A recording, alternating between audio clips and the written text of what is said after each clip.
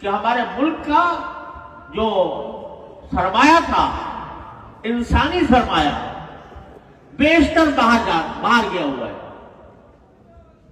بیشتر انسانی سرمایہ ہمارا باہر گیا ہوا ہے. اور کیوں کیا ہوا ہے کہ وہ ہمارے اس کو پیسے زیادہ وہاں پر مل رہے ہیں. اس کو اگر تم واپس لانا چاہو تو تمہارے پاس اتنے پیسے نہیں ہیں کہ اس کو واپس لا سکو. ہم اسی بات پر خوش ہیں کہ وہ وہاں سے ہمارے پاس زر مبادلہ بھیج رہا ہے. اس بات پر خوش ہیں اور کہتے ہیں اور چلے جاؤ باہر تاکہ ہمارے زر مبادلہ بھیجو اور زر مبادلہ سے ہمارے ملک کی آمدنی میں اضافہ ہو. اس پر خوش ہے. اس پر خوش ہونا اس پر چاہیے نا کہ ہمارے آدمی ہمارے ملک میں ہمارے ملک کی ہماری ملت کی خدمت کریں اور یہاں آ کر اپنے علم و ہنر سے فائدہ پہنچائیں. لیکن چونکہ تعلیم کا مقصد ہی یہ نہیں ہے. تعلیم کا مقصد تو پیسہ ہے. جہاں زیادہ پیسے ملیں گے وہاں چلے جائیں گے. ہمارے ہاں پہلے دن سے پڑھایا جاتا ہے.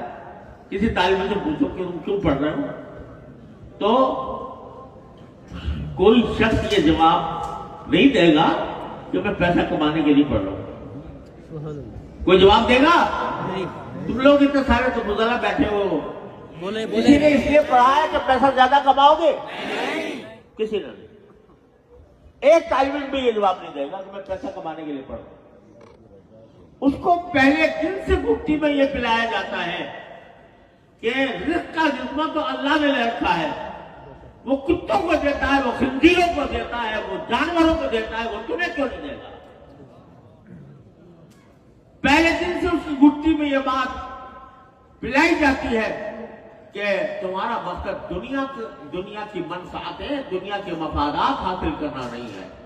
تمہارا مقصد اللہ کو راضی کرنا ہے. تمہارا مقصد یہ ہے کہ تم اللہ تعالیٰ کے دین کا علم حاصل کر کے اس کی روشنی دوسروں تک پہنچاؤ. تمہیں اگر فاقے بھی جھیلنے پڑے تو تم کامیاب ہو اگر تم یہ کام کر رہے ہو.